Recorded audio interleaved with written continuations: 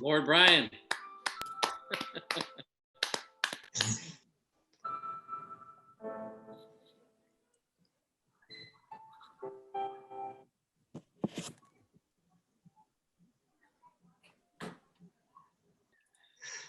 Guys, that was awesome. It was really I hadn't. I'll be honest, I haven't seen it in a while, so it felt really fresh to me. I don't know about you guys. I know. Yeah. I think the only people who haven't seen it were the Seattle gang, the Sparta and Badiola, right? Yeah, no, it was really good. I'm Thank you. blown away. I'm glad. I hope you all liked it. So far, Absolutely. getting some good feedback. Gotten a couple of film festivals, won a couple of awards, including Best Acting Duo. So yeah, we'll see how that goes, and a couple of more festivals to go. But yeah, I guess we'll just sort of rap about it. Just talk a little bit about the origins of it. It's sort of started as an experiment. So spoiler alert for those of you who don't know, the film is or the reason why it's called haiku is because it's all one long haiku. So all the dialogue is a haiku. So if you just take the words, you're just gonna see syllables of 5 7 5 7 5 all the way from beginning to end. So it started with just a writing experiment, a sort of way to trick myself into writing. What's one of the things that kind of started it was like I have this idea, but it started out like, okay, I want to write this poem, I guess, but it was going nowhere. There was no story. It was just too mysterious. Like all I wanted was two people talking, but it was just like nothing made sense. And then I think I don't know. It's really hard to remember, but at some point I just realized like, oh, I have this idea of what if the people you've lost in your life, the people who've died, some people they dream about them sometimes, in memory. And the idea was like, well, what if they don't want you to dream about them anymore? Whether it's a relationship or just a family member, whatever. But I think that actually came from a dream. So that connecting with the poem idea, and really just from wanting to make something simple of just like two people talking. That's all I wanted to do. And sort of that's basically how it started. But yeah, so I have to really thank Megan for just keeping an eye on the script, because that was a big worry. Like, and really the actors, because it was really strict. Like, we have to like make sure we get the dialogue right. That was like one of my biggest things. Like, can we do it? Memorizing the lines, but also playing the part. Making it natural. Like, otherwise it's a gimmick, right? You got to make it be its own thing. And I think during the production, I was like, you know what? If it doesn't work, whatever. It's still a story.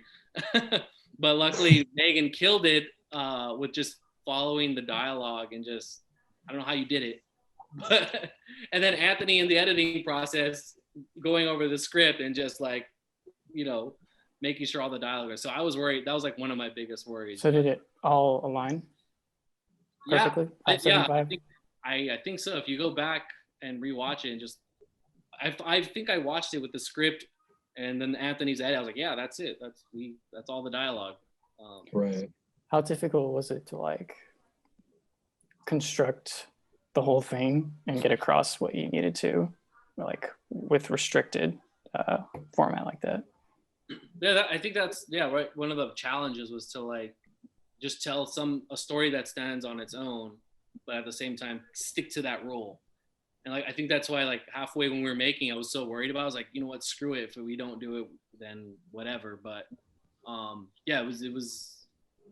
I don't know. During the writing process, it was a way to just trick myself into writing. I was struggling with ideas, whatever, and so I kind of made a game out of it. And then it turned out to be like this story I was actually interested in. I think that's the other thing, is like we have to be something you want to film. Really, really. I think just as far as the editing process goes and as far as the haiku format, it was pretty difficult trying to keep to it and keep it, natural. It was very important to us that we kept to the haiku format, especially being the poem that it was and the title. It's kind of what everything is. So if we kept to it, that was kind of the win for us. But it was fun. It was fun to edit. It was definitely an emotional edit. Thanks to our amazing actors. There were definitely a lot of days where I was sitting with the edits and the different takes that we had done, and it was a lot. It was a lot to take in, a lot to process, a lot to convince myself. As an editor, I really do convince myself first and foremost that this is something that I would be interested in watching. And as a part of this team and from the writing process from the start, it was something that I really believed in. And so I'm forever in gratitude to our actors for portraying it very, very genuinely, because it was something that Matt and I had been talking about for a long time. And it was definitely a personal project to both of us. And so it was, it came out really well, and we were over the moon with their performance and everyone's contributions. And it was just really good all around. So.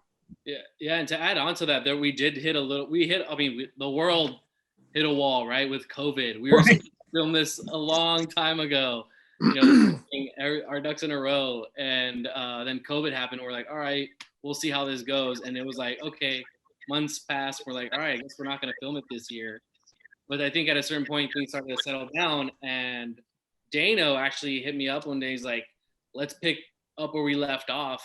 And, is everybody interested? And I checked. And at the same time, Anthony was texting me too, like, when are we going to start filming again?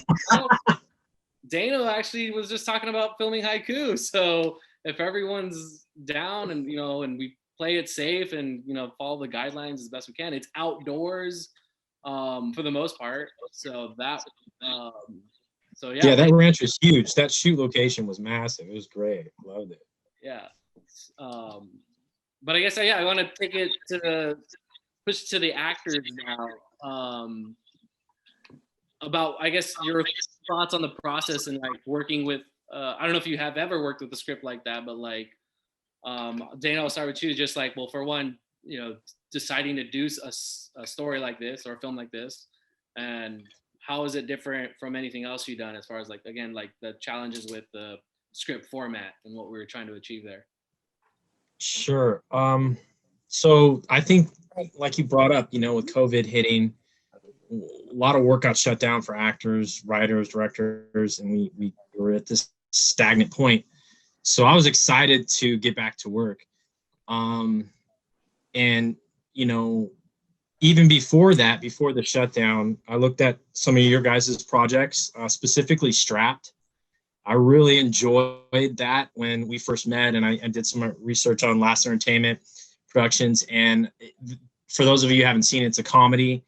It's about a robbery. Go look it up. It's hilarious. But I fell in love with your guys' work after that. I liked the flow of that film, and I was like, what's this crew about? I want to get linked up with them. So yeah, and short film's been a blessing in my life.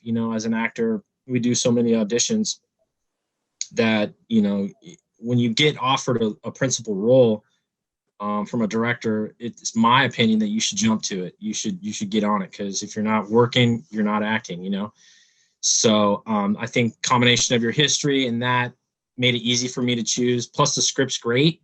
It's a love story, and I love romance. But the flip side of that question, what was different?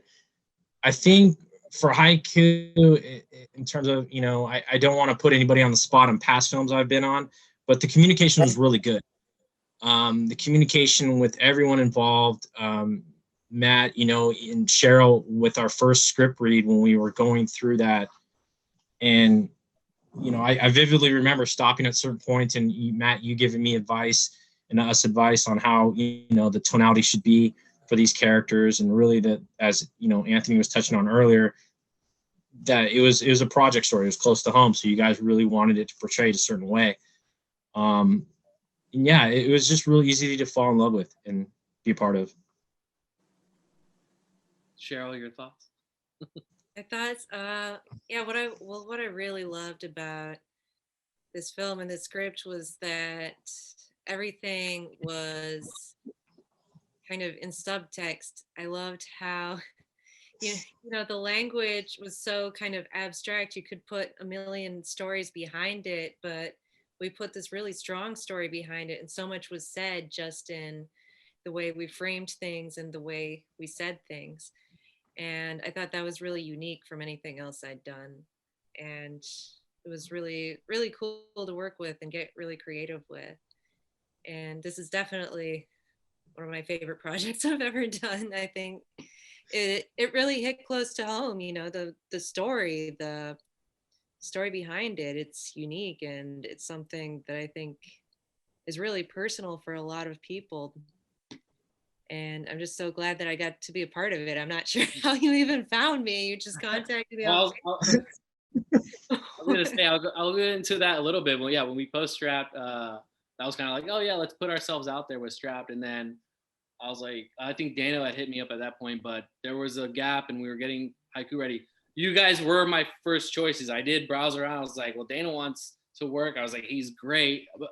And Cheryl, I think I might have stalked you. I think you posted something on Facebook. I think I posted my reel on one of those Facebook groups.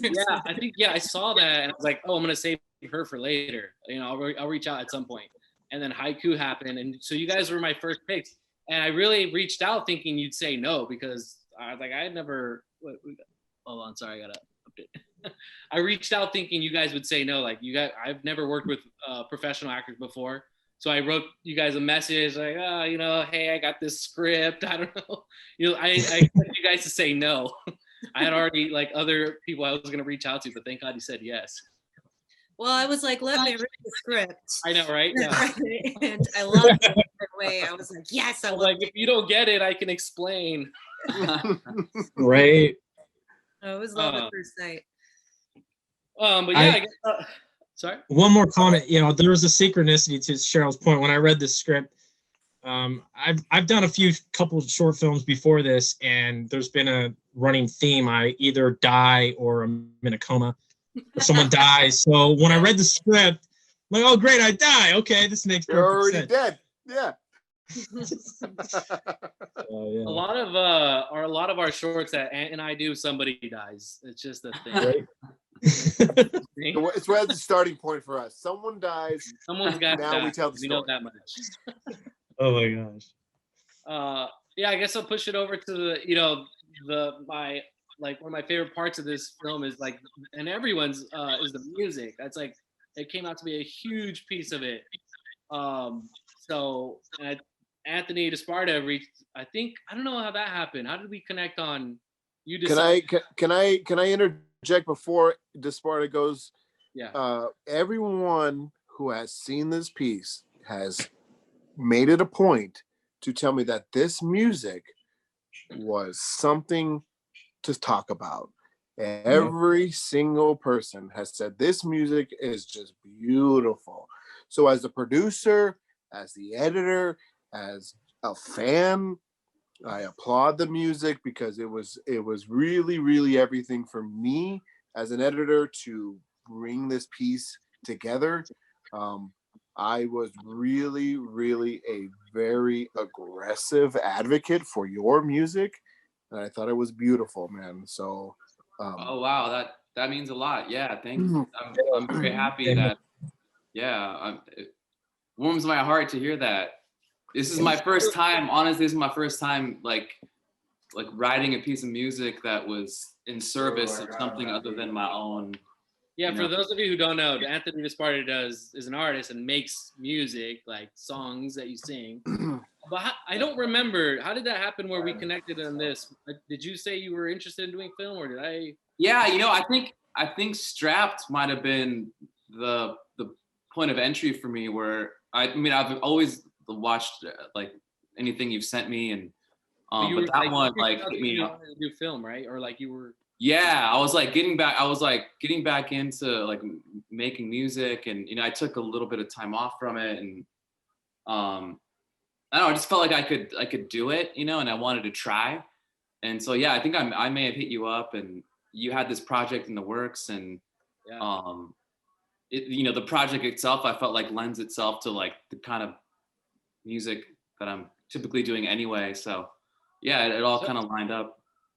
So I guess talk a little bit about your process with it and maybe how it's different from what you normally do, because I think, if I remember correctly, I didn't give you too much guidance. I just said, hey, I'm looking for, you know, melancholy, bitter sweetness. And funny, I sent Anthony like 10 links, YouTube links for like, oh, this music, this is kind of what we're vibing, whatever. And then like I checked the email again, and it's all the same video. Like, and he's already working on the music. He's working on the music already. So I'm like, oh my God, what's he doing over there? I was like, dude, I just realized I sent you the same video. He's like, oh yeah, I know, but I think I get it. Yeah. No, I Same didn't. vibe. I think I clicked on one or two of the links, and but I sort of instantly could like, I was in that place, you know, like I kind of knew what you were going for pretty quickly, and then once I kind of like got the context, I got excited about just working on something, and just kind of dove right in and just came up with the chords really, and I was trying to go for like tension, but also kind of release quickly, you know. I wanted those to be like go hand in hand, and so the chords like they resolve quickly, and it's kind of a loop, you know. Yeah. And then underneath that, there's a lot going on. But yeah, the at first I didn't have that sort of like lead piano part, and then I remember Quaid, we were kind of going back and forth, and you're like, I feel like it needs something else, and then I went back to it, and that's when I came up with that like sort of lead piano line, which I think actually is what makes it a cohesive piece of music, and like serves the project and gives it like an identity, you know. So that's when I knew that we were like close, is when I came up with that lead line on top of the chord progression that was there. And there's actually 3 versions, and I'm so glad we actually got to use all 3, because you gave me the first version. I was like, oh, I love this already. This is incredible. And we talked about adding more, changing it up. And you said you were gonna add piano. I was like that, and you were working on it. I was like, and you sent it to me, or I think when you were working, I was like, send me just the piano by itself, right? And then like a little reprise, and then send me the actual thing. So like, luckily we have like 3 different versions of this thing, and one version we use for the trailer, and then the main version is obviously in the film, but then like in the final credits, and I think Cheryl's last scene, that's like that single piano piece. So happy we got to use all 3. Yeah. Well, yeah, thanks, Matt, for giving me the opportunity. Like I said, I was pretty intimidated by the whole thing, but it was a really fun challenge, and yeah, I think it turned out great. Do it again? Yeah, absolutely. Cool. I'll push it over to the poster design. Mariola, how did you do it? There's just software called Photoshop, and kind of just throw it all in there. Really funny story. I just like on sort of what happened, because I was a little worried, like, man, he hasn't been working on it. I don't know what's going on with this poster. And yeah, you gave me a month, and like, you know, because we've worked on a lot of stuff in the past, and like, you know, I was like, oh, a poster. I was like, oh, that's weird, like, because I didn't know anything about haiku until you asked me to do the poster. I know that you said Anthony was working on the music, and then I was like, sure. And I was thinking it was going to be like a quick little thing, and then the night before, like I showed it to you, I was up for like 4 hours, like into the night, kind of working on it. But I didn't know anything about the movie. You just sent me like, I guess backstory is that you sent me your poster, and then you're like, I was like, what's this movie? Which is terrible. You said, I was like, what's this movie about? And you're like, I haven't sent you the script. And I was like, no. And then you sent it to me, and I was like, oh. And then I remember replying back with just crying face emoji. And I was like, that's the poster. And he's like, I know, I'm sorry. Like, he was apologizing for making me like sad, feel something, which is good. It means it's a powerful piece. And I just went from there, and just I thought that was your initial idea for the poster, was just the crying emoji. Yeah, crying. It's not really what I'm looking for, but I guess that could have worked. Well, it's funny because I was waiting for a while, and you texted me like as we were on our way to get some dinner, and we were basically collaborating over the phone, and he kept sending me images like bang, bang, bang, like seconds, like, okay, how about this? And he's like, okay, here you go. I'm like, oh, wait. So it was like all these different versions through text. Yeah, there's like 20 versions of it, I guess. They just kept getting better and better and better. It was pretty amazing, and like you freaking knocked it out super fast. So I was pretty impressed with that. Yeah, after it's set up, it's just a couple buttons here and there, and then you're good to go. I don't know that. Really easy. Had any other versions? It came out great. The only version you Mr. Brian Jones, missed it. He said, how we doing over there? Oh, Lord Brian Jones. Okay, so Lord Brian. We put Lord Brian Jones in the credits. Brian, do you want to explain yourself on that? On why we had to do that? Well, you're legally bound because I own some land in Scotland, and that makes me a lord legally. So Ah. I guess I requested that you use my title in the credits. It's only right. It's only official and it's only royalty. No, it's not royalty. It's a title though, and you should use it on everything from now on, If I wrote checks, I would use it on checks. as you should. Is your name on all social media now, Lord Brian Jones? No, that's too much work. Come on. I changed your name on my phone to Lord Brian Jones. I saw that, Oh, you but it's not Brian Jones. It's something else. It's right. We'll get into that later. Lord, whatever. Yeah. Please. He is a lord though. Right. So That's kind of a shortcut to a title. Then it's just you just got to buy some land out in Scotland and yeah, do it. It's gonna be our next film. have some ideas. Yeah. What's the smallest amount you can buy? It's like 1 square foot, I think. Oof. don't pff me. Do you have a No, 1 and I'm square just foot? like, I'm on it. Okay, I'm gonna push it over to back to Megan. Megan, Hey, we haven't heard from you. This is your first time joining in on a film crew, right? since like high school, so yes. Let's say yes. It's been a long time. Would you do it again? Would you work with us again? I would work. I had such a great day. Like it was Anthony was really hyping me up for this whole day, and I really walked in not knowing what to expect, but I had a great time. You had too good of a time. Maybe Yeah, probably had too good of a so- time because I agreed to do it again. So So I have a The reason question. why I was worried with the scripts, I was like, Megan's laughing over there. Is she listening to the dialogue? So here's what happened, and I got it. Like all credit to Dano and Cheryl. They were like in the beginning, in the early part of the day, they were on point all day long. Like my job was super easy. So don't give me too much credit. They knew their lines so well. And near the end of the day, after like 18 billion takes, they slipped like once, and I like had it in like the back of my mind, like the whole script. Like I dream about it still. So As you should. so They're not just so dreams. I caught like their It one was an mistake 18 all day billion long. takes. Otherwise it was smooth sailing as a script supervisor for this whole thing. Like it was Dan and Cheryl were on point all day. I have a question for Megan. Did What's up, the environment, did the vibe in the shoot match what was going on in the actual No, content at all? no. I mean, okay, so inside the car, yes. Outside of the car, It was it was a different situation. It was a different situation. It was a different part. It was Yeah. it was a party. So I we remember were- I remember Matt having to come up to me and Anthony going, "Hey, you guys gotta keep the vibe going a little bit." I look into like I'm and it's just who I am as a person. Also being friends with Anthony, so like we have our thing going on. Maybe joking with Brian a little bit as well. We look over, Dano, Cheryl, tears, seriousness, really trying to make it in. Matt's asking us like, can you please tone it down so we can really capture this moment of seriousness? Can we really get it together? And we're just like, yeah, I'll take this moment to go do a thing real quick and I'll be right back. But it was, I mean, it still obviously came out beautifully, regardless of our shenanigans. Yeah. It was a great day. It was a wonderful day. I loved it. Awesome. That's good to hear. That's the most important is that we all had fun doing it. We all had fun, right? I hope We so. did. No, it's not about shooting movies with your friends, all right?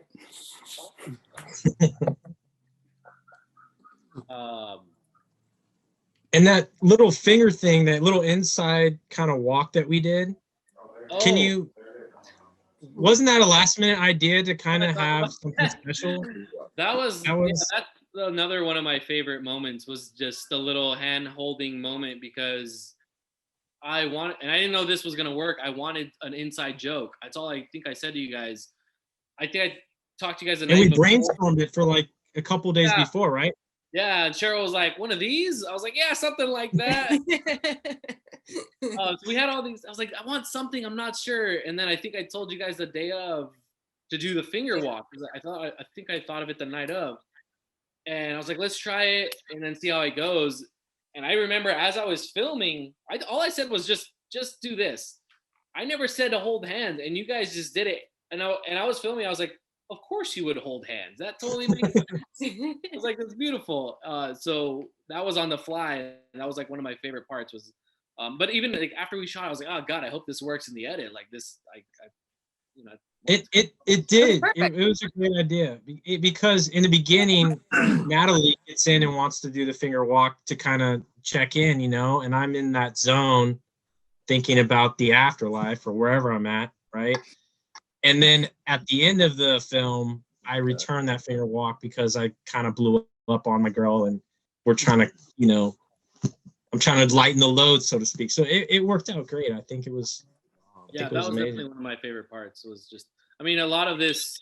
I mean, that was sort of like one of the theme throughout this whole process was like, let's see if this works out. A lot of experimenting. You know, the script, like, let's see if this works. And we were on set. It was a lot of just like, let's figure this out and hopefully it works. You know, we'll fix it in post, right, Ant? We'll just put it together in post. Sure. Well, but yeah, it was a fun process. As far as fixing things, in post goes, we were pretty worried about keeping things in line. And this crew, with the pre-production that we did, it was so flawless that every single person was just outstanding. So thank you to every single person that, even in the editing process, I was super worried that, like, can we pull off this haiku format? We're a comedy group. Can we pull off this super romantic piece? It was pretty daunting to start from the start. And so over the moon with the final product. Yeah, I couldn't agree more. I have to give props to, again, like the reads that we did initially, Matthew and Cheryl, and then we got to a point where I think, Matt, you were like, you know what, you guys have it. We've got the flow. And Cheryl and I broke off and started doing weekly calls. I think it was once or twice a week, and just worked on the character development and the pacing, and really hills and valleys, because it's not just one straight kind of dialogue. There's a lot of push and pull between us. Yeah, and we wanted to be the same note the whole time. We wanted it to have contrast and highs and lows, and so the lows would be lower and the highs would be higher. Yeah, and I think we pulled that off, if I say so. You can. I couldn't agree more. You definitely can say it. Well, what did a little bit more about the acting, I guess, was like, Cheryl, did you draw from anything like ways to get like into character? I feel like you and Dano have different processes. I like, as I was working with you, we definitely have different processes. I think Dano had a lot more of a process behind the scenes, and yeah, I don't know. My process. I went full method, yeah. What does this remind me of? And what's right the process, Cheryl? How do you approach it? Well, I just go off of like memories and different experiences, different relationships with people in my past, and when I find the right relationship and the right memory, or even dreams I've had, and once I connect that to the experience, which was kind of easy with haiku, because I mean, if anyone knows anyone who's passed away or that you miss, I mean, it's a very relatable experience. So, I mean, that was my process, just going off of experiences and memories.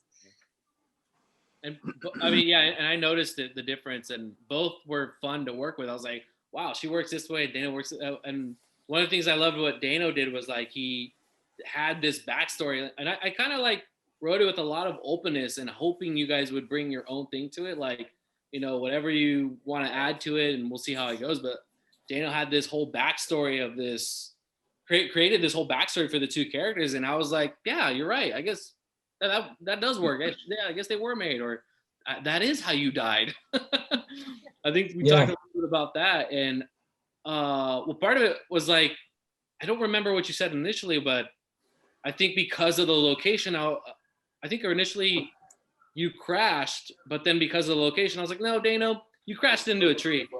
Yeah. Because we had a tree. I was like, That's what happened. Yeah, it's for sure, like the backstory and everything. I think we went as far as back as like middle school, and then our characters met in high school, and then got married, and then we moved to kind of a semi-country town. And as far as the crash, we were coming home from a kind of family event, maybe a game or something like that, and a deer came out, and I swerved and hit that tree that you see in the beginning in the poster trailer, and so it was important to get that deep to kind of find, and like Cheryl said, it's very relatable. The story's about love and loss, so if you can tap into that emotional memory, it's easy to kind of get in that mindset and pull from those moments. Yeah, that was definitely exciting to see. Again, because this was like, I think for Anthony and I, a big step forward in filmmaking, just because we had never really worked with professional actors before. It was always us. I mean, when I first wrote it, it was just gonna be me and Anthony talking in the car. That's partially true. I did have it as two guys talking, and in my head I was like, yeah, it's just gonna be me, Anthony, and Brian. We were gonna do the finger walk and everything. Yeah. Lock in and just feel it, Yeah, just feel it. But yeah, like you guys mentioned Strapped, and I think that was that we put ourselves out there. I was like, let's just keep growing and kind of adding on, and so I think every project we do is like is a learning process. I think obviously, and kind of hopefully add on to it. So I'm never acting in anything again. I'm only getting. Oh, I'm flattered you think of us as professional actors. You are. Yeah, that is very flattering. Thank you. Absolutely. Well, I was kind of worried you were going to think I was unprofessional because I kept wandering off to play with the dog. I was like, I thought you were just listen. That was the hardest part of the whole day. Shout out to Dino. Dino.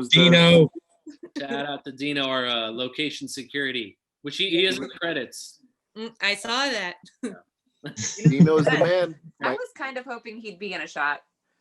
I was really hoping he'd be in a shot. We almost were gonna put the dog in there, in the photo at the end, but we just didn't get a good picture, so we had to cut him out.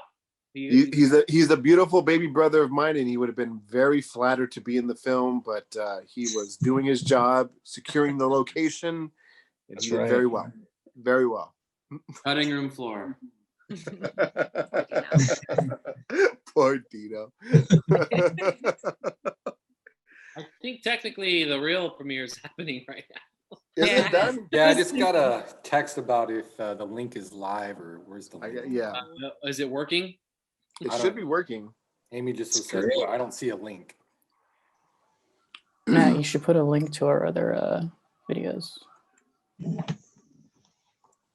We might. They might be linked in there. They might be linked in there. But as far as the topic goes, and anything that Matt and I have done in the past, we are definitely in the past have been a comedy group. I don't know if we would label ourselves as such, but as such a topic goes, it was quite an endeavor for Matt to bring it to myself as I'm like, hey, I wrote this piece. What do you think? And it was like, wow, like I really don't.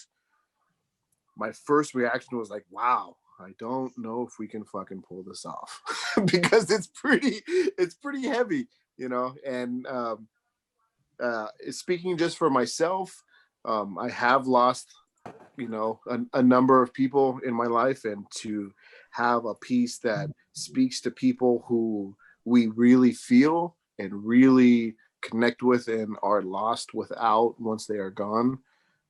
It was something very daunting for us to try and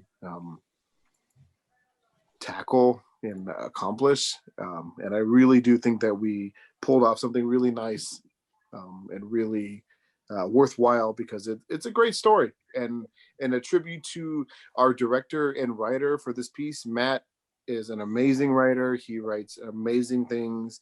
And as his working partner and things that I read a lot of stuff that Matt writes that nobody ever sees. And Matt is an astounding writer. So hats off to Matt for a amazing piece that he wrote. We are all very appreciative to be a part of it, myself included, very first and foremost, because it speaks to me in great volumes. So the things that we do in the future will definitely be derivative from this piece, and we will definitely continue to do things that speak to us, because this piece really spoke to all of us and it was very important to all of us. So it was good. I'm very happy with it. Thank you. Yeah, I think that's a lot of it's like every project's like, can we do this? We have other projects, I mean, unfortunately because of COVID, but kind of good. We are able to think and write and prepare projects, but now we're ready. We have all these projects sort of in the back burner, ready to go into pre-production or actually production.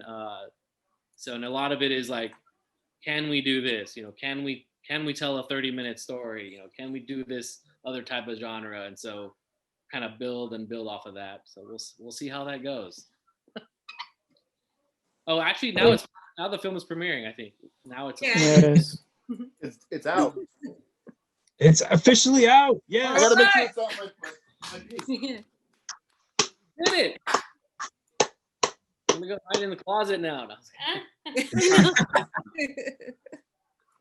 Well, yeah, I wanted to just like double back on what Anthony was saying, like something about like Matt, his like creative like process and like the shit that he thinks of. It to me, it's remarkable because it's stuff that you think someone must have thought of before, but like a lot of the stuff that you come up with, it's like right there on the surface. And what makes it so interesting to me is that how did no one think of this before? Because it just seems so obvious, you know. And that's one of the things I really like about what you guys do is like it just seems so. It just, like I said, it just seems so obvious, but like and when you see it, you're like, oh shit! Like you just kind of like sort of instantly relate and you get it. Yeah, I definitely try to put a twist on something, right? Like there's been a ton of stuff we couldn't do because it was already made.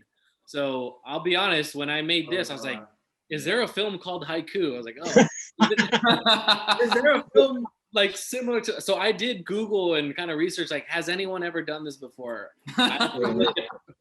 There's been times where I'm like, well, I can't make that anymore, you know. Or if I there have been countless things that Matt and I have written and been pre-production ready for, and then somebody made it before us. Or we have something, and then like because we don't make it, somebody else does. I'm like, well, that's we can't do that now, you know. So too many of those. That's why I was like, we have to make Haiku before somebody makes it. Serious. And it was a blessing, guys. I'm so thankful to be part of it. And I piggyback off both what Anthony and you guys are saying is, you know, Matt, you're a great guy, not only an amazing writer, but you're a good friend. And, you know, I think one of the true tests of knowledge is being able to explain a process that you're doing. And we've talked and sidebarred about writing. You know, I'm a huge fan of yours, and you're able to explain your methods very clearly. And I think that shows to how intelligent you are about this process. So hats off to you, Matt. Good to hear. And everyone part of this team. That's good to hear, because I always feel like I'm very scatterbrained. I'm like, well, I try all these different things, but I try to zip it as much as possible. Like, it's all right. We all speak Matt, so it's fine. Okay. Just as long as you get the I'll let him know. Don't worry. I'll let him know. Cool. Yeah, I think we've covered a lot. Unless anyone else has anything to say or whose car was that? Where'd you guys get the car? Shout out. 61 Buick. It's my daddy's car. Nice. Shout out for yeah. John I Sandoval. John was showing the Sandoval with video the to my dad. restoration. I was showing the video to my dad. He's like, I know that car. He got some other car that looked so much like. It's like he was so caught up in the car. I'm like, he was so proud that his car was in the piece, and we were up really early fixing the upholstery on the roofs to make sure that some parts didn't droop more than others. Some parts did, Yeah. but definitely- very It very definitely proud makes that it his more car was in interesting it. because you don't want to see them in my Scion. Yeah. It's not as cool. The last piece we shot was in a Scion, and it worked out okay, but it was still, maybe we can get another cut. It was a comedy. Love story in a sign. I don't want to Your walk wouldn't have worked as well without that. Yeah, the walk wouldn't work. Absolutely not. Yeah, the car brings the character to the whole piece because you're in that car for quite a while, and if it wasn't a charismatic car like it is, it wouldn't. Yeah, it makes a difference. For Like sure. the way the colors kind of pop with the background, it just Yeah. like all worked really beautifully. Yeah. By the way, That like car- yes, That car did not look the way that it did when he bought it, and I said, my man, you need to restore this car because it's beautiful. Suicide doors with the suicide windows. Get it fixed up. Get it fixed up. It's beautiful. Beautiful car. It is. Definitely. Liz, as the partner to the writer, is there anything that you can speak to as the process to the creator of this? Is there any side back blow that you had to endure during this process? I'll make it quick. Go. So I like that you mentioned that you're probably the main person that reads everything he writes. I think I'm number 2 after that. She is number 1. I'm telling you, Brianna, my wife, sees every single cut and edit till she's sick, and I go, I need you to watch this cut again. Yeah, because it's important. That's a little different. I think he brings scripts to me whenever he really feels that he's captured what his idea is, and I like to think I'm pretty blunt about my feedback. Like I don't hold back, and I say like, this doesn't make sense. I'm confused here. I got lost, and so I give him feedback. But also, I think what's great about Matt is like when he gets lost in writing, he's gone for hours. Like, and I know exactly when that happens. He'll be sitting somewhere and there's no interrupting him for like 3 hours. And I'm like, all right, this is it. I have to just step away and just like let him be, because I think breaking that focus is bad. Like when he gets into his writing, it's a really long sit down process of like 3 hours straight. Let me tell you. Sometimes I have to leave. I go to the strip club and I'm like, I'm writing. Let me tell you, Liz, between you and I have spoken many, many times about this boy. We're at the strip club all the time because he just writes so much, you know? Yeah. Go ahead. Sorry. He really is a writing machine, and I do definitely appreciate you being the first filter before it gets to me, because I see a lot of stuff that this boy writes, and he's a genius, but he's also fucking nuts, you know? Yes, there's a madness. Nuts. Right? You have to be a little bit crazy to create some of these things. To add on what she said, like she'll give me the real deal. Like it'll like one of my favorite moments was I gave her a script and I leave the room like, go read it. Yeah, I read it on my own. I don't like him being I'm just around. in the living room, she's in the kitchen, and all I hear is, holy shit. I was like, okay, she likes it. Very good. She's also come to me and been like, meh. Yeah, well, Right. like it's fine. I mean, and then it's I'm okay. like, you don't get it. Yeah. So speaking of- sometimes they're a little far fetched, but sometimes they hit right at home, and sometimes they're gold. So And, yeah, and we're I gonna. feel the same way. Sometimes I'm like, how do you think about like who thinks about these things and how does this even happen? Those are like most of the 80% of the time I'm like, why are you thinking about this? Like what is going on through your head that like just creates this like script or like these ideas? Not in a bad way. It's just like in a very it's a very, very beautiful process that Matt writes in, but then he brings it to me, and then I'm like, I don't know if we can do this, man. Like this is pretty heavy. Like I don't have a car. I don't have a fucking Buick. You know, I gotta go find a car. So now, and then once we get everything worked out, and we get, you know, it works out. But yeah, he's that boy be writing, and I read a lot of stuff that he writes daily, and my man, it's in there. It's definitely in there. What's in the works next, guys? Speaking of writing, what's like I said, we have a couple things on the back burner, depending on how things go and what comes first. We will either do we'll do a horror thriller film, or a pilot TV show, or a 30-minute coming of age comedy. couple we have ready to go. Yeah. We're gonna go on that, and then other stuff is still in the writing stages of Sounds pretty good. Yeah. Good. Oh yeah, we might have a little comedy sketch. It's almost done. It's almost done. I'm almost done cutting it. Okay. All right, guys. I'm almost done cutting it. It'll be ready. Nice. Well, yeah. Lots more to come, I hope. But you guys will know. You guys will know. We'll have definitely pieces. We'll have posters to be made. We'll have music to be made. First and foremost, the poster out the gate, Badiola, fantastic. I really see a lot of posters that are being put out in the last, 10 years or so, and everything is pretty stock, and I really think that this poster, unintended or not, definitely nods to old styles of arrangement. So I thought it was a very, very well done poster. I was worried because I was like, well, shit. It's one of those problems where it's the poster is too good for the film. It was almost not. I will tell you straight up. No, it really was. I was like, crap, this poster is too good for the short. Matt sent me the poster. He sent me the poster first off, and I went, dude, I don't know if this edit is going to hold up to this poster. It was so good. It was so good of a poster that Matt and I wrote a whole different story about guys who get fire posters opposed to their fire projects. And it just took off. And we spent maybe a week and a half talking about this poster and how good it was. And it was, it was. Our next film is going to be about how two guys overhype a film.